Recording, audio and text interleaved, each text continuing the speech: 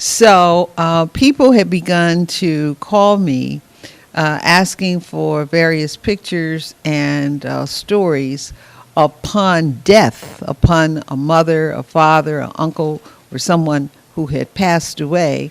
And Indigo had done a story on them, and they were calling us asking for funeral material.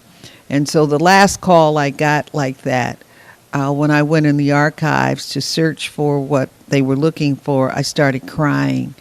And I was crying because that person, of course, had passed away, but also I was realizing that I had an archive that was really representative of a history. And so that was the emotion of it.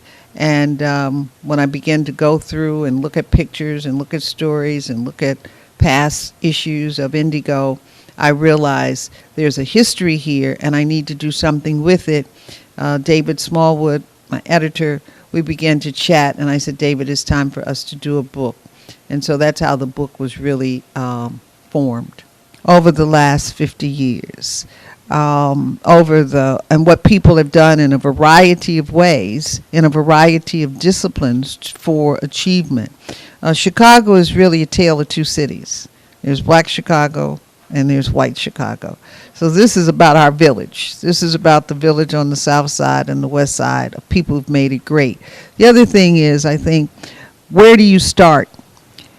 You got to, people get to the finish line. We want to talk about Barack Obama being the president, but how did you get there? What were the challenges? What were the steps? What were the opportunities?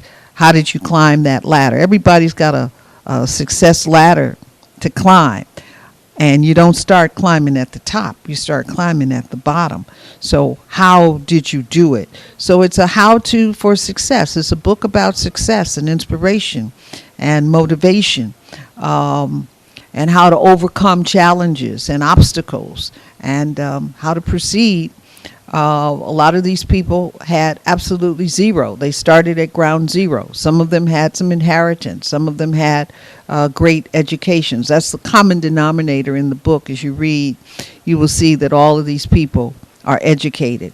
So that tells you that education is very important to a successful life, a successful venture. So hopefully there's 110 stories here that become role models in a variety of disciplines as to how you get there, how you start and how you finish. To hear a variety of stories of how people became successful, how they achieved, what they did. So as you listen, you learn. You learn a lot about success. You learn a lot about failure. A lot of people fail before they get to Barack Obama, example, lost an election before he won. So you learn a lot, and you learn what people learn from errors, mistakes, mishaps, problems, issues. You learn a lot about problem solving. You learn how to listen to how Joe solved his problem, and that might incorporate into how you might look at something. So you get a variety of viewpoints and perspectives and vision. I hope you get two books. I hope we get one book on women, and I hope we get one book on men. What I cannot answer is how and when. That I don't know. This was a labor of love, but it was a big effort.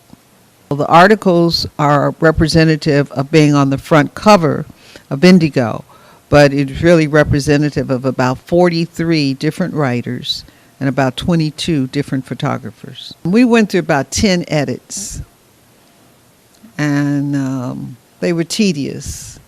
One was transforming photography at a 35 millimeter into digital. Today's digital. We did that 4 times. It was hard to find people, companies who could transform the work. I would use multiple graphic artists. That would be something that I would do to speed up the process. I'm very pleased with the finished product. The product is beautiful and very well done. but maybe I would have had more hands on the project to speed it up.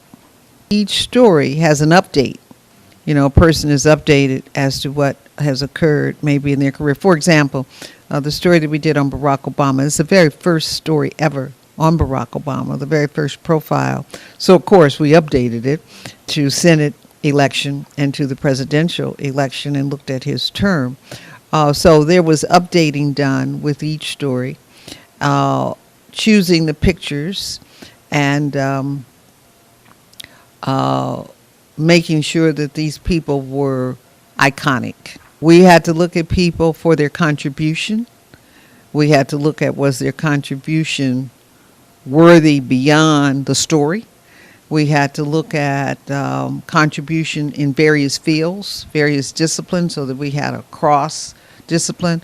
We had to weigh how many deceased people we put in versus how many live people we put in. Those are the kind of challenges that we went through so that it would be a very balanced representation. What the book really gives you is a portrait of Black Chicago who have impacted America.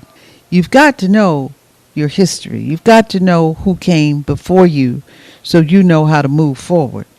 I think that's the importance of the book. That's exactly what I saw is if I heard a young lady say, let me give you a story. I had a gentleman, he bought 2 books. He bought a book for his daughter. She's in her 30s, and she works in corporate America. And he called me to say, I want you to hear something. I want you to talk to my daughter. She's got something to tell you. And what she said was, thank you for doing this book. My favorite story is John Johnson. And she said she thought that Ebony was published by the Chicago Tribune. And I said, just what you said, wow. And I was like, how on earth did you get that? That don't even make bad sense. How did you get Ebony to the Tribune? So she didn't even know that they had their own building? She didn't know anything. That's why the story was important for her.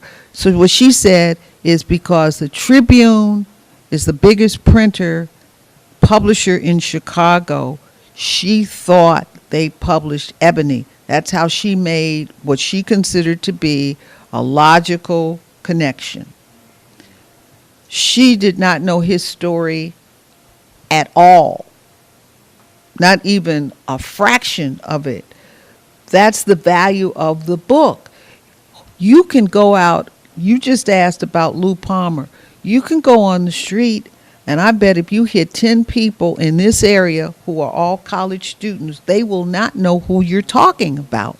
Okay, too bad Lou Palmer didn't leave the notebook written down. That was one of the things I tried to do with him, is say, give me your stuff and let me catalog and categorize this stuff. That's the important. Lerone Bennett just passed.